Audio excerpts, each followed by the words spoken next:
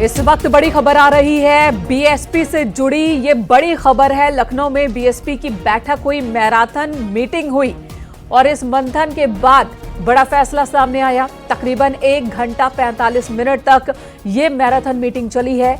रामजी गौतम और आनंद कुमार को national coordinator बनाया गया है।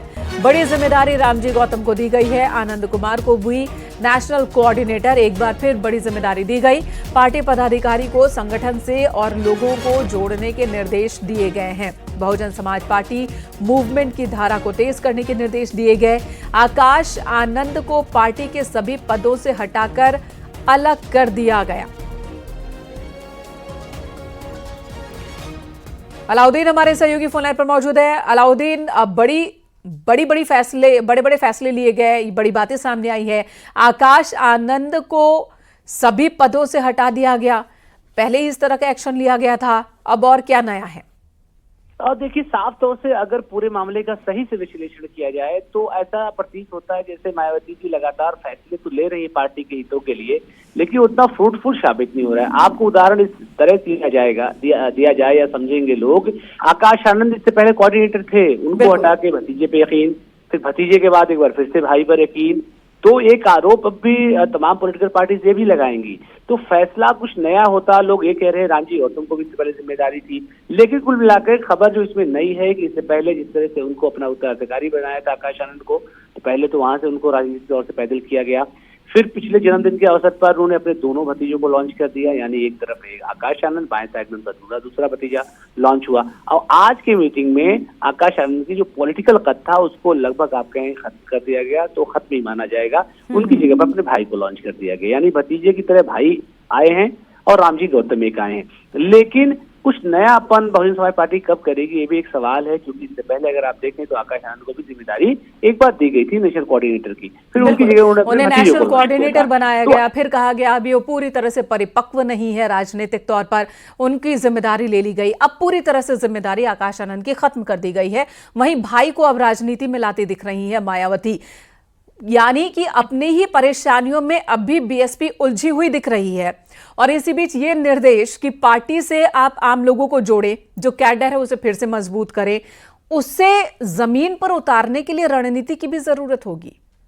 जी हाँ, बिल्कुल। आज जो मौका था उसमें हालांकि उत्तर प्रदेश, उत्तराखंड, दिल्ली, झारखंड और महाराष्ट्र, आंध्र प्रदेश, सारे प्रदेशों के स्टेट प्रेसिडेंट मौजूद थे और उनके सामने ही सारे फैसले लिए गए। हालांकि उनको रूटीन में जो निर्देश दिए जाने थे वही दिशा निर्देश थे कि आप पार्टी को मजबूत करें। हालांकि हर पॉलिटिकल पार्टी हर मीटिंग में यही बात कहती है।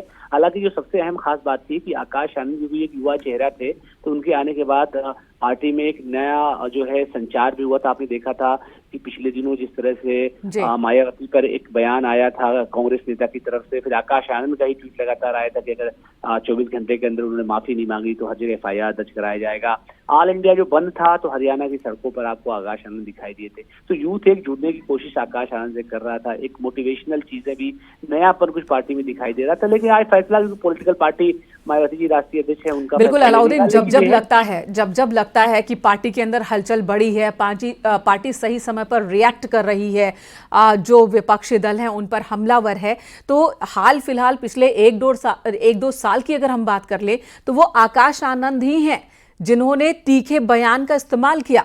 मायावती से भी कहीं ज्यादा तीखे बयान का वो इस्तेमाल कर रहे थे। लेकिन जब वो इस तरह का काम करते थे, मायावती की तरफ से ही उनके जो ताकत है उसको कम कर दिया जा रहा है, उनके कद को कम कर दिया जा रहा है।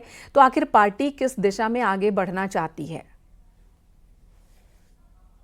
पूरी तरह से वाजिब है। आप वोट फीसद की बात करें तो 2007 से 12 तक उत्तर प्रदेश में एब्सोल्यूट मेजॉरिटी की सरकार थी, उनकी 23% के करीब इनका वोट फीसद था। आज वोट फीसद की बात करें तो 9 कुछ पर आ गया है। लोकसभा में कोई सीटें नहीं है, विधानसभा में अपने बल पर एक सीट है उमाशंकर सिंह की, इनको कहा जाता है कि वो अपने बल पर जीत के आते हैं। विधान परिषद में कोई सदस्य नहीं है। अब देखिए, पिछले दिनों चुनाव जो हरियाणा का हुआ हो, महाराष्ट्र का हुआ हो, वहां पर उतना अच्छा परफॉर्मेंस नहीं रहा। हालांकि राजस्थान में थोड़ा बेहतर परफॉर्मेंस था, लेकिन वो विधायक भी आखिर में टूट के चले जाते हैं। अब बात करें, वो बिहार में भी लड़ने की बात बहुजन समाज पार्टी कह रही है। झारखंड का पिछला चुनाव जो हुआ है उसमें भी KMM की से सरकार बनी, उसमें परफॉर्मेंस नहीं था। उत्तराखंड में बेहतर परफॉर्मेंस था। आप 3-4% के वोट शेयर को छूते हैं अन्य राज्यों में, हालांकि उत्तर प्रदेश में 9 कुछ % वोट शेयर था। ऐसे में जितना वोट परसेंट सीट ना होना, तमाम तरह के आरोप प्रत्यारोप के बीच में एक प्रयोग जो पॉजिटिव किया जा रहा था यूथ के बीच में बहुजन समाज पार्टी को जिंदा करने के लिए, उधर देखिए दूसरी तरफ पश्चिमी उत्तर प्रदेश में चंद्रशेखर रावण खड़े हुए दिखाई दे रहे हैं। तो ऐसे में बहुजन समाज पार्टी के लिए बड़ा इम्तिहान है ये, और उस इम्तिहान के वक्त में लगातार रिशफलिंग, आप अगर एक हिसाब से रोटेशन देंगे तो करीब 2-3 महीनों में इस तरह का रोटेशन आपको दिखाई दे देगा कि पदाधिकारियों को हटाना, पार्टी से लोगों को निकालना, शामिल होने की जगह पर पार्टी पे ज्यादा कार्रवाई, कोई शादी में कहीं चला जा रहा है उस पर कार्रवाई। बिल्कुल अलाउद्दीन, और यही वजह है कि बीएसपी के जो कार्यकर्ता हैं, कैडर हैं, उन्हें भी नहीं समझ में आ रहा कि आखिर आकाश से बार बार इस तरह से दूरी क्यों बना रही है मायावती, क्यों इस तरह के फैसले लिए जा रहे हैं।